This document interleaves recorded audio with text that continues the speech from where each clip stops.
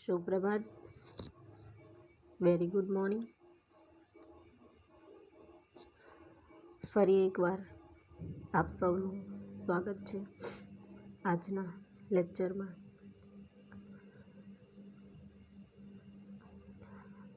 ઘણા બધા સ્ટુડન્ટ્સને એવી કમ્પ્લેન આવે છે, એટલે કહે છે કે ભાઈ મિસ તમારો આગળનો વિડીયો સેન્ડ કરો ને ડિલીટ થઈ ગયો છે, ફોન ફોર્મેટ થઈ ગયો છે, મારે આ લખવાનું રહી ગયું હતું કે આ જોવાનું રહી ગયું હતું. તો એના માટે સરળ ઉપાય એ છે કે તમે મારી યુટ્યુબ ચેનલ જે છે એને સબસ્ક્રાઈબ કરો, જેથી કરીને તમને મારી લિંક મળી જશે. આગળના જેટલા પણ વિડીયો છે તમે એની ટાઈમ ગમે ત્યારે જોઈ શકશો, અને હું જે નવા વિડીયો અપલોડ કરતી જઈશ એની તમને નોટિફિકેશન મળશે, એટલે તમે સૌથી પહેલાં એને જોઈ શકશો. એટલે ચેનલને સબસ્ક્રાઈબ કરશો તો તમે મારા દરેક વિડીયોને તમારા સમયે વારંવાર તમે જોઈ શકશો. આગળ આપણે ચેપ્ટર 11 છે જે એ પૂર્ણ કર્યું હતું, કે જેમાં મિત્રને ઓળખી લેવા જોઈએ અને શત્રુને જાણી લેવા જોઈએ, તે વિષય ઉપર આપણને ચર્ચા કરી હતી. મહાભારત આધારિત એ 12મા પર્વમાંથી ભીષ્મ અને યુધિષ્ઠિરનો સંવાદ છે. તેમાંથી આ 10 શ્લોક પસંદ કરી અને આપણને પ્રસ્તુત કર્યા છે, જેમાં આપણે મિત્ર અને શત્રુ વચ્ચેનો ભેદ જાણવો. હકીકતમાં આપણી સાથે રહી મિત્ર જેમ રહેતા હોય, પણ વાસ્તવમાં આપણા શત્રુ હોય, અને જેને આપણે ક્રોધવશાત શત્રુ માની બેસતા હોઈએ તે આપણા મિત્ર હોઈ શકે છે. મિત્ર અને શત્રુ કઈ રીતે બને છે? વ્યવહારથી. આપણા વ્યવહારથી જ મિત્ર અને શત્રુ બનતા હોય છે. ત્યારબાદ એમ પણ કહ્યું છે કે સમય બળવાન છે, કેમ કે સમય પલટો થાય તો મિત્ર એ શત્રુ બની જાય અને શત્રુ એ મિત્ર બની જાય. પછી કહ્યું છે કે કોઈ વ્યક્તિ છે એ પ્રિય અથવા તો દ્વેષને પાત્ર શા માટે બને છે? તો ભાઈ એની પાછળ કારણ હોય છે. કોઈને કોઈ એવા કારણ હોય કે એક વ્યક્તિ બીજા વ્યક્તિનું પ્રિય બની જાય, પ્રીતિપાત્ર બને, અને એક કોઈ અન્ય એવું કારણ હોય કે દ્વેષને પાત્ર બની જાય. એટલે અહીંયા તો આપણને એવા 2-4 કારણો આપ્યા છે કે ભાઈ દાન, સારી વાણી, મંત્ર, હોમ, જપ, આવા બધા કારણો હોઈ શકે છે. એટલે છતાં જે વ્યક્તિ પોતાના શત્રુને સારી રીતે સમજે છે, જાણે છે, અને જે બીજા ઉપર આધારિત નથી રહેતો, જે સ્વનિર્ભર, આત્મનિર્ભર થઈ અને પોતાની રક્ષા કરે છે, તે વ્યક્તિ હંમેશા સફળ થાય છે, વિજય બને છે. તો આપણે પણ આપણા ઉપર આત્મનિર્ભર બનીએ, સ્વનિર્ભર બનીએ, સ્વાધીન બનીએ, તો ચોક્કસ સફળતા છે મેળવી શકીએ. તો આ વાત આપણે આગળના ચેપ્ટરમાં જોઈ હતી. આજે આપણે જોવા જઈ રહ્યા છીએ ચેપ્ટર નંબર 12, સુભાષિત સપ્તક. સુભાષિત, સુ એટલે સારું, સુંદર, ભાષિત એટલે બોલાયેલું, કહેવાયેલું, અને સપ્તક એટલે સમૂહ, 7નો સમૂહ.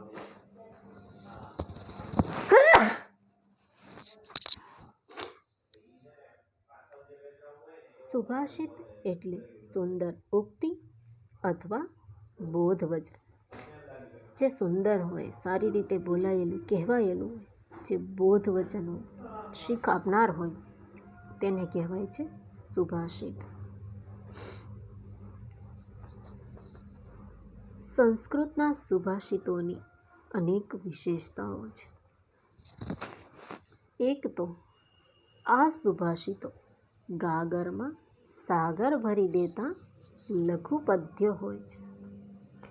તેથી જનજનના કંઠે ગવાતા રહીને સતત વહેતા રહે છે અને વ્યક્તિને જીવનનું ભાથું પૂરું પાડે છે.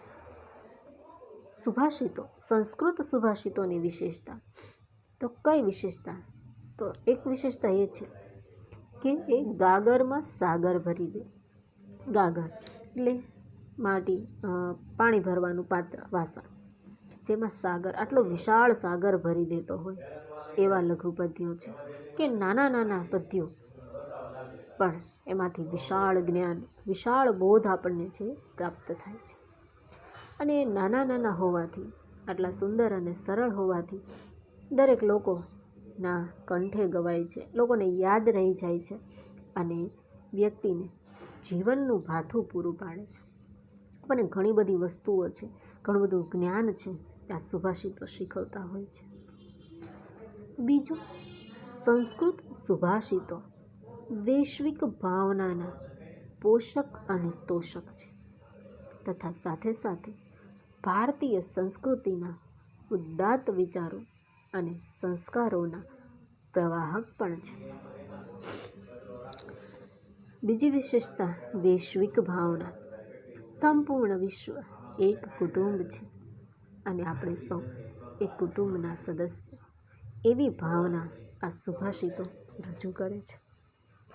સાથે સાથે ભારતીય સંસ્કૃતિ, તેના વિચારો અને તેના સંસ્કારોને સમગ્ર વિશ્વમાં એ વ્યાપે છે, પ્રસરાવે છે, ફેલાવે છે કે ભાઈ આપણી ભારતીય સંસ્કૃતિ, આપણી સભ્યતા એટલી ઉચ્ચ, એટલી મહાન છે. એની ખ્યાતિ આ સુભાષિતો સમગ્ર વિશ્વમાં પ્રસરાવે છે.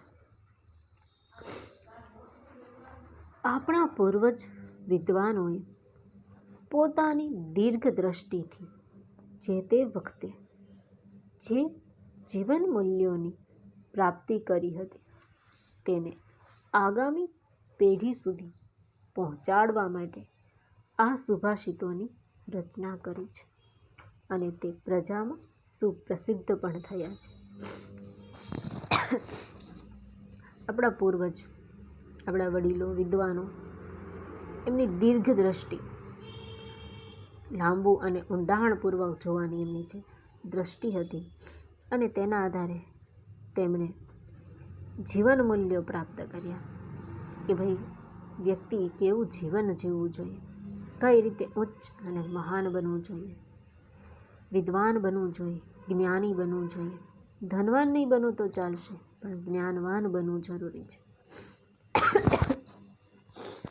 તો આવા ઉચ્ચ વિચારો જેમણે પોતાના જીવનમાંથી અનુભવ આધારે રજૂ કર્યા, પ્રાપ્ત કર્યા, જે શીખ્યા, એને આપણા સુધી પહોંચી રહે એ માટે આવા સુંદર સુભાષિતોની રચના કરી અને લોકો સુધી એને પહોંચાડ્યા.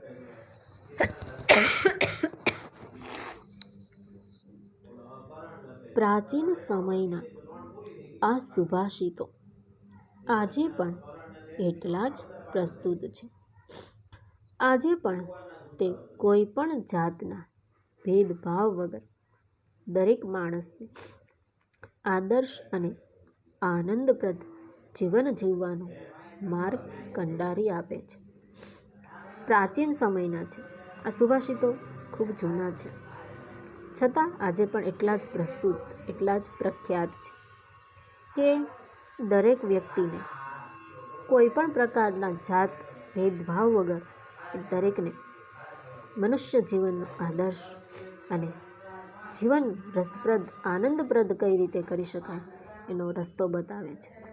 આવા ઘણા બધા અઢળક સુભાષિતો છે એ સંસ્કૃત ભાષામાં પ્રાપ્ત થતા હોય છે અને આપણે પાઠ્યપુસ્તકમાં પણ 1-2 ચેપ્ટરમાં આવા સુંદર સુભાષિતો છે એ રજૂ કર્યા હોય છે. પણ એ તો મર્યાદિત હોય છે, બાકી એ સુભાષિતો છે એમનો વ્યાપ તો ખૂબ જ વિસ્તૃત છે. ગીરવાણ ગીરાના અણમોલ રત્ન સમાન 7 સુભાષિતોનો અહીં અભ્યાસ કરીશું અને સાથે સાથે આ સુભાષિતો દ્વારા જે બોધ મળે છે તેને પોતાના જીવનમાં નિષ્ઠાપૂર્વક ઉતારવાનો શુભ સંકલ્પ કરીશું. ગીરવાણ ગીરા વિશાળ ઉચ્ચ પર્વત હોય અથવા તો ઊંડાણપૂર્વકનો અગાધ સમુદ્ર હોય, તેમાંથી જે અણમોલ રત્ન મળે છે, કિંમતી રત્નો મળે છે, એવા કિંમતી આ સુભાષિતો છે એને આપણે અભ્યાસ કરી અને એમાંથી એક શીખ, એક બોધ મેળવી અને આપણા જીવનમાં એને ઉતારીએ તેવો સંકલ્પ કરીએ. 7 સુભાષિતોમાં શેની વાત કરી છે એ આપણે ટૂંકમાં જોઈએ તો અહીંયા 5 બાબતો એવી કહી છે કે માર્ગ કાપવો, ગોદડી બનાવવી, પર્વત ચડવો, વિદ્યા મેળવવી કે ધન મેળવવું. આ 5 બાબતો છે તે ધીમે ધીમે કરવી. બીજા સુભાષિતમાં કહ્યું છે કે ચરિત્ર, શૂરવીરતા, ઉદ્યમશીલતા, પંડિતાઈ અને મિત્રો આ એક એવો ખજાનો છે કે તેને કોઈ આપણાથી દૂર ન કરી શકે. ત્રીજા સુભાષિતમાં સંગઠનની વાત કરી છે, એકતાની વાત કરી છે, જેના વિશે આપણે વિસ્તારપૂર્વક આ ચેપ્ટર 7 છે એ ભણ્યા હતા. ત્યારબાદ કહ્યું છે વાદળમાંથી પડતું જળ, આપણા આત્માનું બળ, આંખનું તેજ અને ધાન્ય, એની સિવાય બીજી કોઈ વસ્તુ પ્રિય નથી. સત્ય, તપ, જ્ઞાન, અહિંસા, વિદ્વાનો પ્રત્યે સન્માન ભાવના અને સારું ચરિત્ર એ વિદ્વાનના આભૂષણો છે. એ ઓળખ છે કે વ્યક્તિ વિદ્વાન છે. ઉત્સાહ અને ઉદ્યમી માણસો જે કંઈ પણ વસ્તુ પ્રાપ્ત કરી શકે છે. અને અંતમાં સારા પુત્રની વાત કરવામાં આવી છે. તો આપણે શ્લોક છે, સાથે સુભાષિતો છે ને જોઈએ. પ્રથમ સુભાષિત: શનેઃ પંથાઃ શનેઃ કંથાઃ શનેઃ પર્વતલંઘનમ શનેઃ વિદ્યા શનેઃ વિત્તમ પંચ એતાની શનેઃ શનેઃ. શનેઃ એટલે કે ધીમેથી, પંથા એટલે માર્ગ, શનેઃ એટલે ધીમેથી, કંથા એટલે ગોદડી. નાના બધા વસ્ત્ર હોય ભેગા કરી એમાંથી નાનું એવું આસન જેવું ગોદડી બનાવવામાં આવે તે. પર્વત લંઘનમ, પર્વત ડુંગર ઓળંગવું અથવા ચડવું. વિદ્યા, વિદ્યા મેળવવી, જ્ઞાન મેળવવું. વિત્તમ, ધન પૈસા મેળવવા. પંચ એતાની, આ 5 વસ્તુ જે અહીંયા કહી છે. એક તો રસ્તો કાપવો એટલે ચાલવાની વાત છે, કોઈ મંજિલ સુધી પહોંચવું હોય તેની વાત છે. બીજું ગોદડી બનાવવી એટલે નાની નાની વસ્તુઓને જોડી અને કંઈક કાર્ય છે સિદ્ધ કરવું એ અર્થમાં. પર્વત ઓળંગવો, વિશાળ કંઈ સાહસ પરાક્રમ કરવું. જેમ ડુંગર ચડવું અઘરું છે તેમ મોટું કાર્ય છે ને પાર પાડવું. વિદ્યા મેળવવી, જ્ઞાન મેળવવું અને ધન પૈસા કમાવા. આ 5 બાબતો ધીમે ધીમે કરવી. જો આ 5 વસ્તુઓ આપણે ઉતાવળથી કરવા જઈએ તો એમાં આપણે અઢળક મુશ્કેલીઓમાં ફસાઈ જઈએ અને કાર્ય છે એને સારી રીતે પાર પાડી શકાતું નથી. માર્ગ કાપવો, આપણે એમ કહીએ કે ભાઈ મારે અહીંથી અહીંયા સુધી જવું છે અને આપણે જો ઉતાવળ કરીએ તો એક્સિડન્ટ થઈ શકે, ઘણું બધું થઈ શકે છે, આપણે ખ્યાલ છે. તો એ ઉતાવળ કરવી જોઈએ નહીં. બીજું સુભાષિત: શીલમ શૌર્યમ અનાલસ્યમ પાંડિત્યમ મિત્ર સંગ્રહ અચોરહરણિયાની પંચ એતાની અક્ષય નિધિ. શીલ, શીલમ એટલે ચરિત્ર, ચારિત્ર્ય સારું ચરિત્ર. શૌર્યમ શૂરવીરતા. અનાલસ્યમ એટલે આળસ ન હોય તેવું, ઉદ્યમશીલતા હોય, પરિશ્રમતા હોય એવું. પાંડિત્યમ એટલે પંડિતાઈ, જે ખૂબ જ્ઞાન હોય તે. મિત્ર સંગ્રહ એટલે સારા મિત્રો હોવા તે. અચોરહરણીયાની ચોર ચોરી ન કરી શકે તેવી. પંચ એતાની આ પાંચ. અક્ષય જે ખૂટે નહીં તેવી. નિધિ એટલે ખજાનો. પાંચ એવા ખજાનાની વાત કરી છે કે તેને ચોર છે પણ ચોરી ન શકે અને ક્યારેય ખૂટે પણ નહીં એવો અક્ષય ખજાનો છે. એ કયા પાંચ ખજાનાની વાત છે?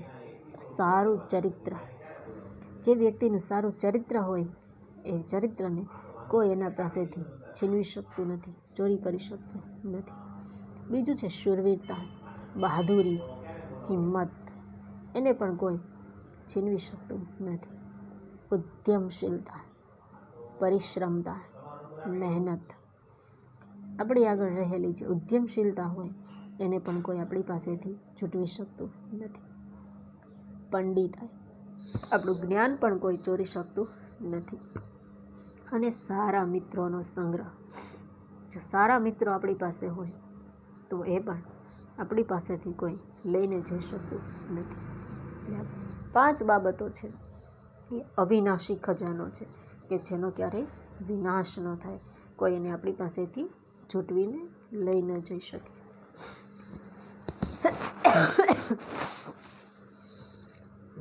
ત્રીજું સુભાષિત.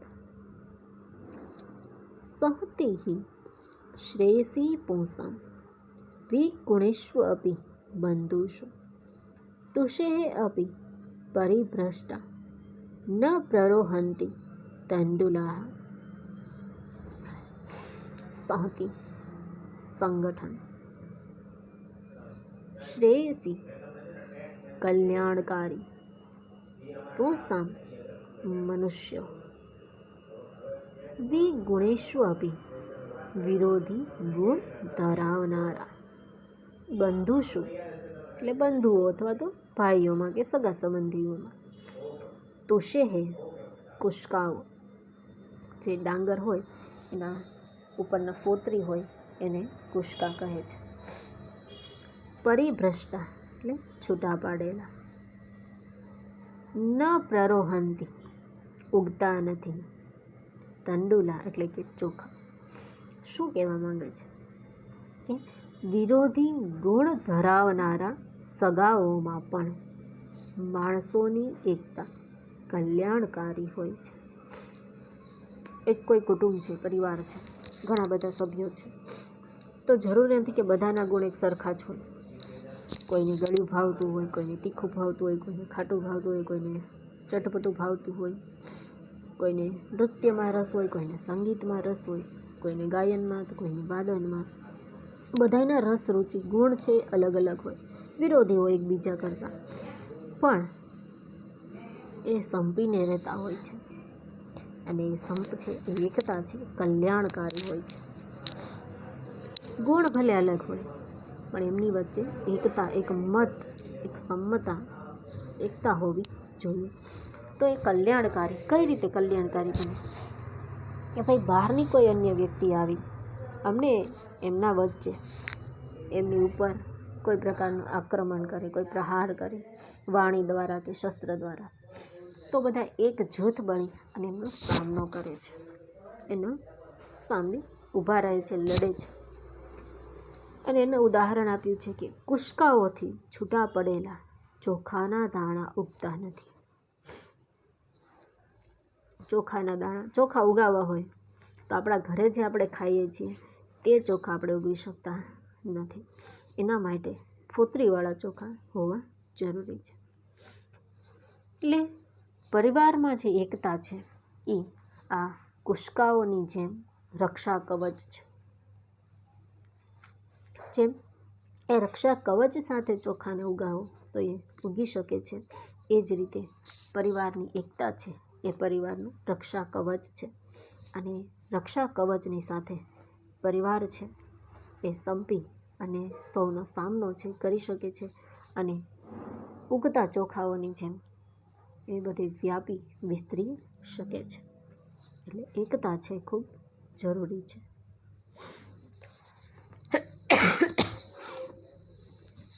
સુભાષિત નંબર 4.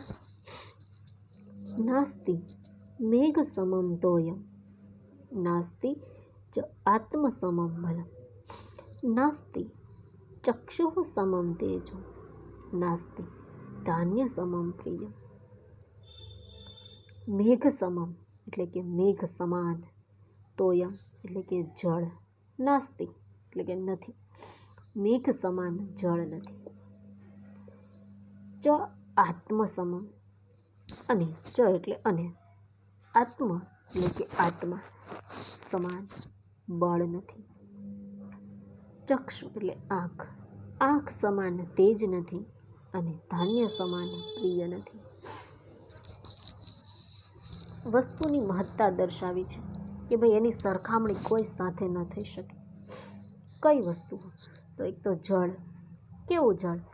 મેઘ, વાદળનું જળ. નદી, તળાવ, સરોવર અઢળક પાણી હોય, પણ વાદળમાંથી વરસતું જે જળ છે એની સમાન એક પણ જળ હોઈ શકતું નથી. એ જળ એકદમ પ્યોર, એકદમ ચોખ્ખું અને ક્લીન હોય છે, અને જેવું એ ધરતી પર મળે છે અઢળક વસ્તુઓ એની સાથે મિશ્રિત થઈ જાય છે. એટલે વાદળમાંથી વરસતા જળ સમાન બીજું કોઈ જળ નથી. પછી વાત કરી છે બળ. કેવું બળ? આપણે ઊભા હોઈએ, આપણી પાછળ કટ્ટા કટ્ટા 10 પહેલવાન ઊભા હોય, પણ જો આપણને ખુદ ઉપર વિશ્વાસ ન હોય તો એ પહેલવાન પણ કાંઈ કામના હોતા નથી. એટલે આત્મા સમાન કોઈ બળ નથી. આપણે આપણા આત્મા, આપણા ઉપર વિશ્વાસ હોવો જોઈએ. આપણા ઉપર જે અઢળક વિશ્વાસ, જે આત્મસન્માન, આત્મબળ છે એ જ સૌથી મોટું બળ હોય છે. પછી વાત કરી છે તેજ. સૂર્ય છે, ચંદ્ર છે, ઘણી બધી આપણે લાઇટો જોતા હોઈએ છીએ, બધી વસ્તુ છે, પણ હવે આપણી આંખ જ કામ ન કરતી હોય તો કોઈ તેજ છે એ આપણે જોઈ શકતા નથી. સુંદર મજાની સૃષ્ટિને પણ આપણે નિહાળી શકતા નથી. એટલે સૌથી મોટું તેજ છે એ આપણી આંખનું તેજ છે. પેલી કહેવત પણ છે ને, જેવી દ્રષ્ટિ એવી સૃષ્ટિ. એટલે આપણી આંખનું તેજ છે એ જ સર્વસ્વ છે. જો આપણે આંખ તેજસ્વી ન હોય, આપણે જોઈ ન શકીએ, તો દરેક વસ્તુઓ છે નકામી છે. અને છેલ્લું કહ્યું છે કે ધાન્ય સમાન પ્રિય.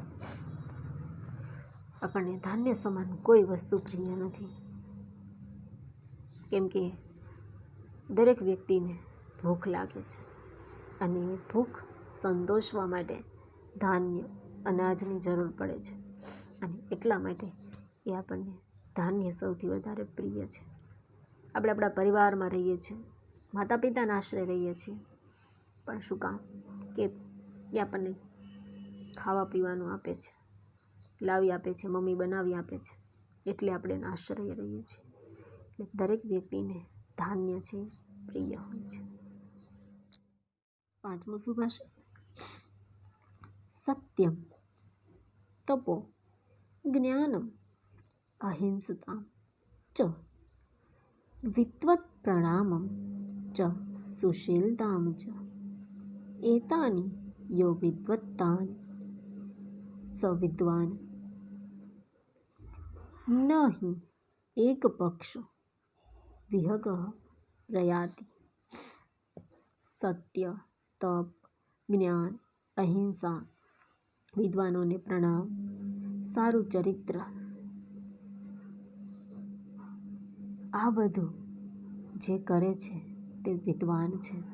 જે સત્યનું આચરણ કરે, તપ કરતો હોય, જ્ઞાની હોય, અહિંસાનું પાલન કરે અને વિદ્વાનોને પ્રણામ કરે, જેનું ચરિત્ર સારું હોય, તો આ વ્યક્તિ છે વિદ્વાન છે. જેમ એક પાંખવાળું પક્ષી છે, એ ઉડી શકતું નથી, આગળ જઈ શકતું નથી, એમ આ દરેક વસ્તુ હોવી જરૂરી છે. એક બે વસ્તુ હોય તો વ્યક્તિ વિદ્વાન ન બની શકે.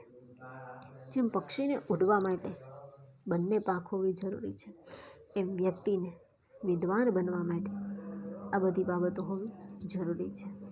કે વ્યક્તિ સત્યનું પાલન કરતો હોય, એ તપસ્વી હોય, શાંત હોય, સુશીલ હોય, જ્ઞાની હોય, અહિંસાનું પાલન કરે. શાંત અને સુશીલ હોય એટલે એ અહિંસાનું પૂજારી હોય, અને વિદ્વાનોને પ્રણામ કરે, એનું ચરિત્ર છે એ સારું હોય. જેમ આ બધી બાબતો જેનામાં હોય તે વ્યક્તિ વિદ્વાન છે. અને એના માટે ઉદાહરણ આપ્યું છે પાંખવાળા પક્ષીનું, કે પક્ષી એક પાંખ સાથે ઉડી ન શકે, એમ વિદ્વાન બનવા માટે પણ આ દરેક બાબતો હોવી જરૂરી છે. સુભાષિત નંબર 6. કાષ્ઠાત અગ્નિ જાયતે મથ્યમાનાત ભૂમિ તોયમ ખન્યમાના દદાતિ સોત્સાહાનામ નાસ્તિ સાધ્યમ નરાણાં માર્ગરબ્ધાઃ સર્વયત્નાઃ ફલંતિ. શું કીધું છે? પહેલું તો છે કાષ્ઠાદ અગ્નિ. કાષ્ઠ એટલે લાકડું અને અગ્નિ એટલે આગ. મથ્યમાનાત મથવામાં આવતા, ઘસવામાં આવતા. જેમ આપણે છાશ, મમ્મી છાશ બનાવતા હોય અને ઝેણીને જેમ ફેરવે છે બંને હાથેથી, એને મથવું કહેવામાં આવે છે. ખન્યમાના એટલે ખોદવામાં આવતા. ભૂમિ જમીન, તોયમ પાણી, દદાતી એટલે આપે છે. સહ ઉત્સાહાનામ ઉત્સાહી, ઉત્સાહી માણસોની વાત છે. નરાણામ એટલે માણસો. નાસ્તિ અસાધ્યમ એટલે કાંઈ પણ અસાધ્ય નથી. માર્ગ આરબ્ધા યોગ્ય રીતે આરંભેલા. સર્વયત્નાઃ બધા પ્રયત્નો. ફલંતિ ફળે છે. મથવામાં આવતા લાકડામાંથી અગ્નિ ઉત્પન્ન થાય છે. ખોદવામાં આવતી ધરતી પાણી આપે છે. ઉત્સાહી માણસોને માટે કંઈ પણ અસાધ્ય નથી. યોગ્ય રીતે આરંભેલા બધા પ્રયત્નો ફળે છે. શું કહેવા માંગે છે? કે જે માણસો ઉત્સાહથી કાર્ય કરે છે તેને બધા પ્રયત્નો ફળે છે. વારંવાર લાકડાને મથવામાં આવે, ઘસવામાં આવે તો એ લાકડામાંથી પણ અગ્નિ ઉત્પન્ન થાય છે. આપણે ઘણીવાર ટીવી સિરિયલમાં, મૂવીમાં કે ક્યાંક ને ક્યાંક ડિસ્કવરીમાં જોયું હશે કે ભાઈ લાકડાને નીચે ઘાસ કે એવું કંઈ નાખી એમાં લાકડું ખૂબ ને ખૂબ ઘસવામાં આવે એટલે એમાંથી અગ્નિ ઉત્પન્ન થાય છે. તો એના માટે શેની જરૂર પડે છે? એક ઉત્સાહ અને બીજું મહેનત, પરિશ્રમ. એવી જ રીતે ખોદવામાં આવે. જમીનને ખૂબ ને ખૂબ આપણે ઊંડે ખોદીએ એટલે એમાંથી પાણી મળે છે. કૂવા, વાવ એવું આપણે જોયું છે, તળાવ, સરોવર કે ખોદીને પાણી કાઢવામાં આવે છે. તો એમાં પણ શેની જરૂર પડે છે? મહેનત અને ઉત્સાહ. તો આપણે એકાગ્ર થઈ અને ઉત્સાહપૂર્વક કોઈ પણ કાર્યમાં જોડાય છે તો ચોક્કસ સફળતા મળે છે. આવા ઉત્સાહી માણસો માટે કોઈ પણ વસ્તુ છે એ અસાધ્ય નથી કે જેને પ્રાપ્ત ન કરી શકે.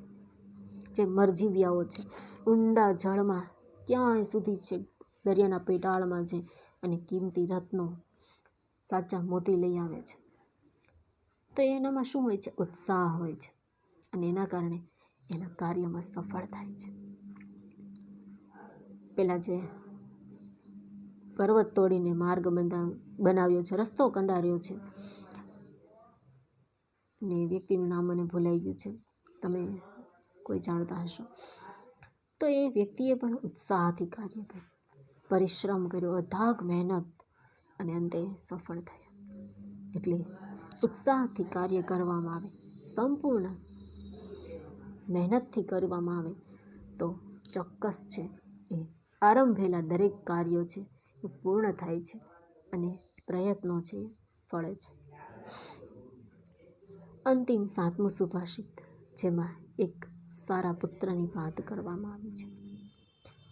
પાત્રમ ન તાપયતિ ન એવ મલમ પ્રસૂતે, સ્નેહમ ન સંહર્તિ ન એવ ગુણાન ક્ષિણોતિ, દ્રવ્ય અવસાન સમયે ચલતામ ન ધત્તે, સતપુત્ર એશ કુલ સદમની કો અપી દીપ.